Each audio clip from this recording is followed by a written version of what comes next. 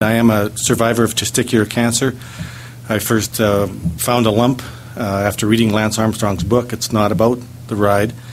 And then subsequently my cancer came back and I had to undergo a surgery or a chemotherapy. I'm very open about testicular cancer. I've lost a testicle, and it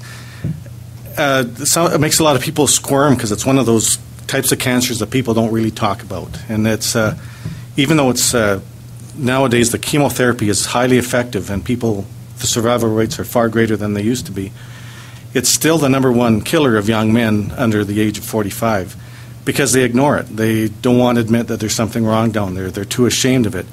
And I have 2 boys, and I wanted them to feel that let's be open about it. Let's have an open dialogue. So I joke about it. There's even songs written about guys with 1 testicle. So I'm very open about it. I could actually just stand up here for 2 hours and tell jokes. And when I did research on testicular cancer, there's more jokes than anything. But so that's a little bit about me and why I'm so open about my type of cancer. And the presentation I'm going to give you is kind of like my journey through cancer, how Cancer 5 developed, how it mirrored my recovery, and what kind of lessons I learned along the way that aren't only for testicular cancer survivors, it's for survivors of all type, and actually for people of all type. So what is Cancer 5? A while back I was asked by a reporter to, she was doing an interview and she wanted to know what Cancer 5 was. So I gave the canned answer that we have to give for lawyers and accountants, that it's a nonprofit, volunteer-driven, grassroots foundation set up to support cancer survivors and their families. And that 100% of our donations are directed locally to Wellspring, Calgary. Wellspring, Calgary is an after-cancer treatment center. So if you haven't been there, and if you live in Calgary or even in the Toronto area, Wellspring is a national foundation or national support group that help people their journey beyond cancer, not just people that have cancer, but their families as well. Well, this wasn't a good answer for her because it was just, the standard brochure type answer. So she asked me again, more specifically, what is Cancer 5? So I went into more details. It's an annual flagship event that we ride from Calgary to Austin. We recruit 30 riders, and we do a relay ride, a 24-hour. We ride for 6 hours, you're off for 24, and leapfrog all the way down to Texas. It's like a huge road trip when you're a kid. So, it's relay style, 8 days, cross-continental, and we get to Austin. The reason we chose Austin is because that's where Lance Armstrong has his Livestrong event. So it's an event to ride to, kind of give us a target. And then we participate in the weekend, the Livestrong weekend. But we also, all the riders that join our ride, they commit to fundraise. They all have to raise $10,000. That partly covers some of the expenses, but mostly it goes towards donations. Probably the most special part we do is each rider sponsors what we call as a cancer warrior.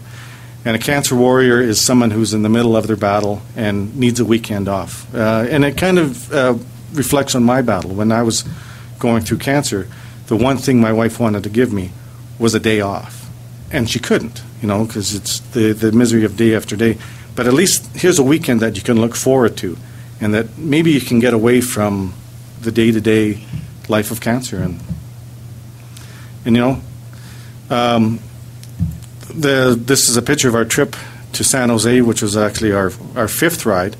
And when we went to San Jose, there was 140 of us that eventually made it down between the riders, volunteers, warriors, and family members. That still wasn't good enough answer for her. So she said, seriously, to you, what is Cancer 5? So I thought about it, and to me, Cancer 5 is really an attitude. And in the words of Dylan Thomas, do not go gently into that good night. Rage, rage against the dying of the light. The toughest part about cancer for me was the loss of control. And this is my life. I'm taking it over. I'm taking it back. So I'll also talk about a warrior. A warrior, to me, I didn't like the term survivor, because to me a survivor is somebody who was in the right seat in the plane that crashed and he didn't die. Well, I didn't just sit around placidly. I took charge. So a warrior is someone who has fought or is fighting the battle. But that means you don't have to have cancer to be a warrior. You can be a caregiver. If anybody that joins the battle is a warrior. I think cancer is tougher on the caregiver than it is on the cancer patient. I mean, my role was easy. You take the chemo or you're the other choice. I took the chemo. But the caregiver, what is their role? It's tough on them. They have to assume your roles and their roles. So with that, oops, how did that happen? Quick fingers. Anyways, that's why I came up with this topic, the 7 habits of successful cancer warriors. This is a picture actually was taken during one of our rides, and the person that is getting supported up a hill is a cancer survivor, and he joined our ride. He actually, his tumor was right by his heart, and even though the tumor was dead, they couldn't remove it. So he couldn't ride up the hills at a fast rate. It was his heart would beat too fast. So whenever we got to the hills, he would slow down, and these 2 riders would come along and help him up the hill. And it symbolizes what our event about. It's about teamwork, working together. So now into the 7 habits. And I came up with this great title, and I realized I had 8 habits. So a habit 0.5, it's be as healthy as you can. And this is before you have cancer. This is just should be the way you live your life. Be as healthy as you can. Dandelions don't grow in a healthy lawn. So, I mean, I tried to be as healthy as I can. I still got cancer. I was quite mad about that. But I mean, it is a way you should live your life. It can help prevent cancer, but it also can give you the strength to go through it, to get through it, because it is the battle that you have to get through. And the stronger you are, the better you'll come out on the other side. Really, you should have listened to your mother. She was right. Put on your sunscreen, go to bed, get a good night's sleep, go outside and exercise, stop playing with your testicles. Now, I'm glad I didn't listen to my mother on that one. But eat your vegetables too. It's your responsibility. This is one thing that you can do, is to keep, stay healthy. So now we're into the real 7 habits. Get big fast. Or in the words of Joseph Campbell, we must be willing to get rid of the life we've planned so as to have the life that is waiting for us. Our life has changed forever. Once you get that diagnosis, your life has changed forever. You've got to find what your new normal life is. And by get big fast, I mean, find out everything you can about your cancer. There's treatments, the resources. A seminar like this is just perfect. I'm glad you guys are here, because this is what you got to do. You got to network. You got to use the internet. It's a great resource. Find out everything you can, and prepare for the side effects, because there's going to be side effects, and they're going to tell you, well, maybe you won't lose your hair, or maybe you won't just. No, plan to lose your hair, and if you keep it, that's a bonus. For me, they said there's a chance you might not lose your hair, so I kind of hung on to that. And then when I lost my hair, it was kind of another kick. Have an advocate. You've all been through it, where the doctor's telling you have cancer. Your whole head goes into a different space, and they're telling you all these details, and you can't remember a word they said. Well, have someone that's with you. Have someone with you at all times. And you should monitor your own treatment and progress. This is your life you're talking about. And the medical profession, they've saved my life a couple times. But you still got to take charge. A story about my treatment. When I had the surgery, I was starting to be monitored every month to see if the cancer would come back. And what they did for me is I took chest x-rays, CT scans, and they would do a blood test. And the blood test, there's 2 markers that they look for, and one is the alpha marker, one is the beta marker. The alpha marker, I'm an engineer, so I'm a bit of a nut about graphs and all sorts of things like that, keeping numbers. I was glad they gave me numbers. I took all my results and I started to plot them. And the numbers that you see here are my alpha markers. I was going along in the normal range, and then it started to take off. And that was when they determined that the cancer had spread to my lymph nodes into my lungs. And that's when I started chemotherapy. And the I think there's a marker. There we go. Okay, there we go. That peak there on the mountain was when I started my first round of chemo, but it kept climbing. The results kept climbing and climbing. I had my first round of chemo, and then I was in the hospital, and then I had my second round, and you can see that the chemo was being effective.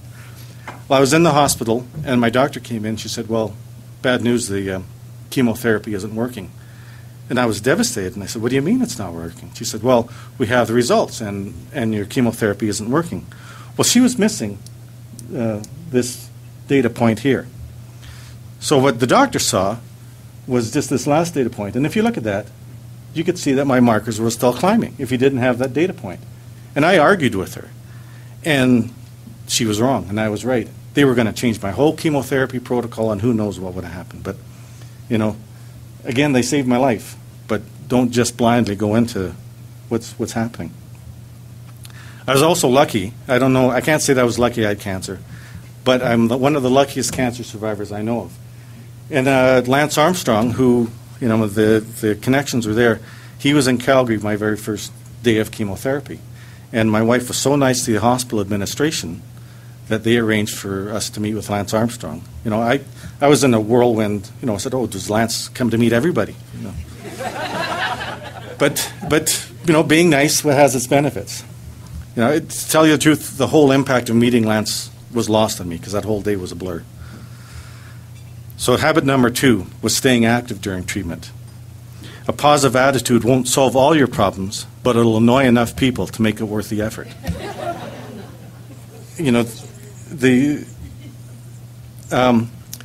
just do whatever makes you feel good. My favorite day of the year is Robbie Burns night. I have some Scottish heritage, but Robbie Burns night, I went out with my friends. I had no hair. I felt terrible. But going out just made me feel good. Gave me a little bit of something positive. And eat whatever you could. I can't eat any more Ensure. If anybody ever tries to give me that Ensure stuff, I'm going to throw up. But you know, it's no time to diet. It's no time to lose weight. Whatever you eat, whatever you feel like you can eat. It's you know. But the benefits are both physical and mental. You know, if you can exercise, do exercise. It's good for your mind and for your body. This is the only picture I have of me during chemo, and it's in a distance, and I'm wearing a toque. But I have no hair. But I enjoyed cross-country skiing, so as much as I could, I'd get out, and I did it. So habit number 3, from the movie, create a bucket list. Get busy living or get busy dying. I think it's part of my mantra now is there are a lot of things we want to do and accomplish in life, and now's the time to start. Elizabeth Smart, the girl that was kidnapped, I don't know if you remember, in Utah, that was one thing she said in her book was the best way to get through a trauma is to focus beyond it, not focus where you're at right now. And it gives you something to do with your mind and can help with the post-traumatic stress. That was the toughest part. I was prepared for the cancer treatment when I went through it. But afterwards, they sent me, they said, "Well, you're cured, go. You know, go find your life." And how am I supposed to do that? I had no idea. There was just no support network for us at the time. So I wanted to take back control of my life as well. And so our first item was to go cycling in Italy, and that's what we did. It was 6 months down the road. We started planning the trip. I was during my chemo. My wife said, "Well, what if you're still sick?" Well, I was supposed to be done chemo, and I was supposed to be cured. If I was still sick, the chemo didn't work, then I really had to go to Italy because, you know. And I also learned to never trust the media. The second thing that happened on my bucket list was Lance Armstrong came back to Calgary, and he did a fundraising bike ride over Highwood Pass. So being a cancer survivor, it had been a year out, I signed up and I did it.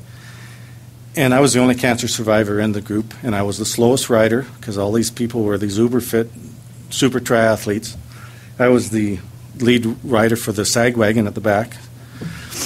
But because I was the only cancer survivor doing it, the Herald and CTV came and they did some articles on us.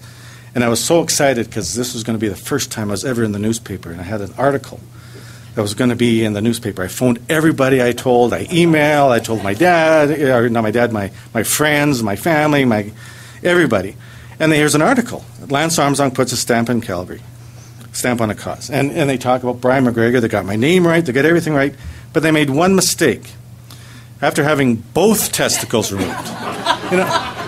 Like of all the mistakes you could make, why that? And I didn't want a retraction. I didn't want any more attention brought into it. But anyways, I did get to ride with Lance again, and it was bucket list item number 2 on my list. So back to the 7 habits. Set some physical goals. You have the bucket list items to go towards, but you have to set physical goals as well. We have 2 options, medically and emotionally: give up or fight like hell. And that's from Lance Armstrong, who was my inspiration. But a physical goal is something that you got to set something that's achievable, but it gives you motivation. Anybody that's trained for something, it's very tough to go out and exercise when you don't have a goal at the end of the day. I mean, our goal is to live, but another goal that, I want to do this triathlon, or I want to do this long-distance bike ride, or whatever it is. It gives you some motivation. And the motivation, you don't want to be the slowest person on your bike, or you don't want to do this. It forces you to train regularly. And that leads to increase in strength and stamina. But you have to set a realistic goal. So I came up with this idea, a BHAG. A BHAG is a big, hairy, audacious goal, which was to cycle from Calgary to Austin. I had no idea how far it was. Didn't even know how I was going to get there, but it just sounded like a good idea to go. Mostly because I wanted to get my friends down to Austin, because when I was in Austin that one year and I rode with Lance, it was my kind of epiphany that I've taken charge of my life again. So we came up with this idea that the Calgary to Austin Peloton project, that we're going to ride our bikes to Texas. It's a 24-hour relay ride, 3,800 kilometers, and then once we got there, we'd all participate in the Live Strong Challenge. It was a bunch of guys going through midlife crisis, my 15-year-old son. We had lots of testosterone, and we're a bunch of meatheads. We had no idea what we're doing. We just was ready, shoot, aim.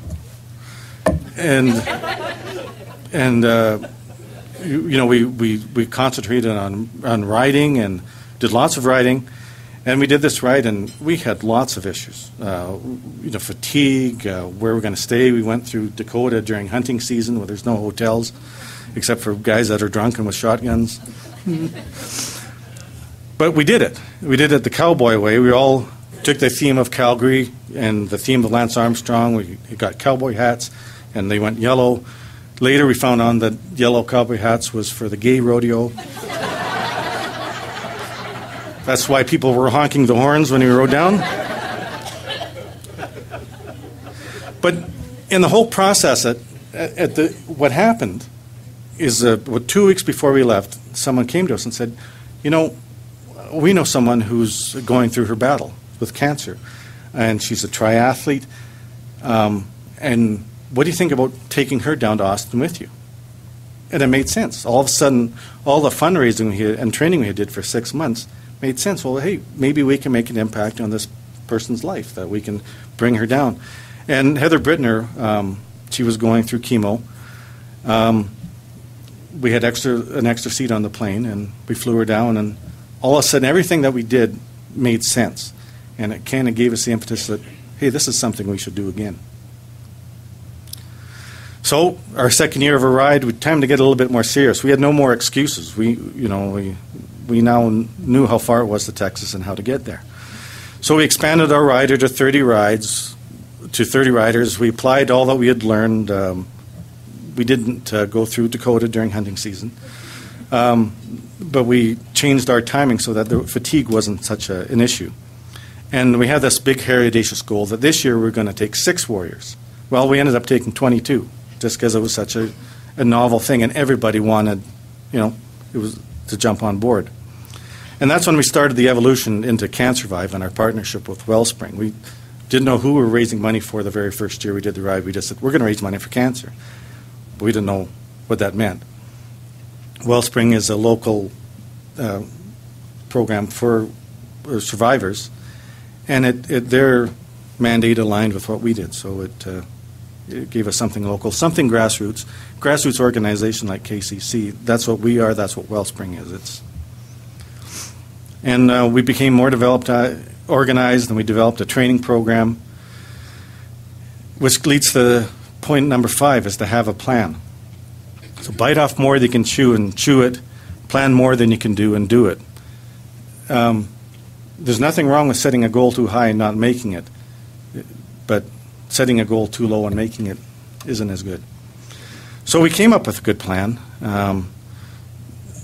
Having a plan means that you'll find out what your new normal is like. Your life has changed forever, but you got to find out what your new normal is going to look like. And you got to develop a training program that suits your needs and desires, and that's what we did. We developed a training program. And we got to stay active, but you got to be reasonable in your expectations. A good friend of ours, she's from Newfoundland. We're sitting with a couple of Newfoundlanders on our table.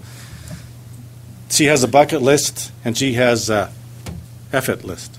I'm not going to say that word, but there's things you can do and there's things you can't do. And be realistic.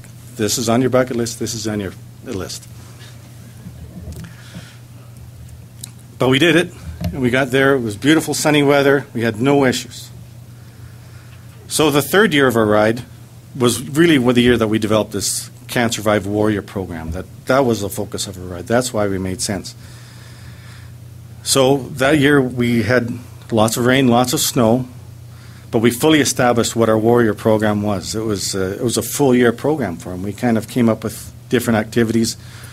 And warriors that we had the previous year started to become riders, and it was this evolution that, there's a journey beyond cancer, that you could become a warrior and then you can become a rider.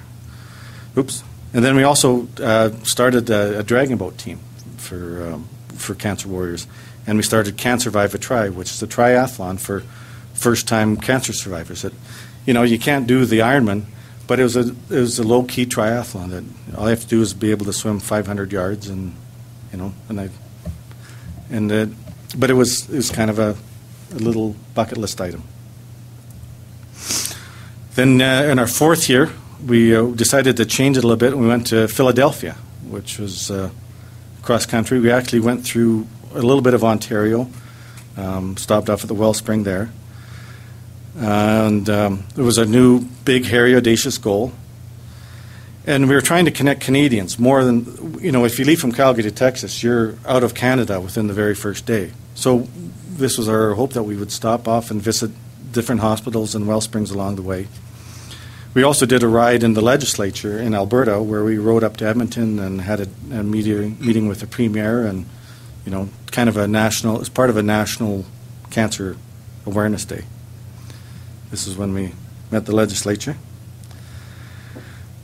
So I came up with habit number 6, which is probably the most important rule: family, faith, friends, and fun. The character of a man is not clear to you. Look at his friends. For me, family is the most important part of getting through it. And faith, I don't necessarily mean religion. You have to believe. You have to believe that you can get beyond this. And you have to have friends, but you also have to have fun. And with Can't Survive, it's always been teamwork, and that's always been the strength of our peloton. And each person that signs up to do the ride, we all have our different motivations. We have different people or different stories, but all was one goal: that we would get to Texas, that we'd support cancer survivors. For me, it was my family that got me through it all, and I wouldn't have been here without the same person I am without them.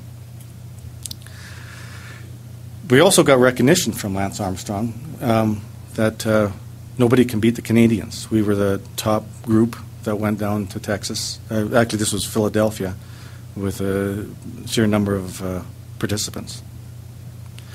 So then, 2009, we decided we'd go to California. We went Calgary to Edmonton to San Jose. Now, if you look at the map, that's the wrong direction. But the reason is that Edmonton is going to open a Wellspring Center. So we wanted to support them, and so to make the route a bit longer. So we went north, and then we went west and south. But we started to expand that our participants weren't just from Calgary. We had from all over Alberta, we actually had riders from the United States, some that were previous warriors. We had all sorts of mountains. We had weather extremes. It was summertime, but we had weather extremes from 4 below to 44 above from going in the mountains. But we had 145 participants at the Livestrong event in San Jose. And this is just another picture of our group. It's not about us. It's about everybody else that you're with. So 2010, went back to Texas, back to the roots of Can't Survive. It was a new BHAG, which we called the Warrior Challenge. And instead of, what we had you could be a warrior or you could be a rider in the peloton. But there wasn't really a good intermediate step. Well, the Warrior Challenge is something that's in between, is achievable goal, but your goal was just to raise enough money to be flown down to Texas and participate in the Livestrong ride. And we had about 45 participants in that group. So when we went to Texas, we actually had about 180 people. The intent is to establish an achievable goal for fundraising and for training. And the hope is it would have a program and a plan, and that they participate as a team.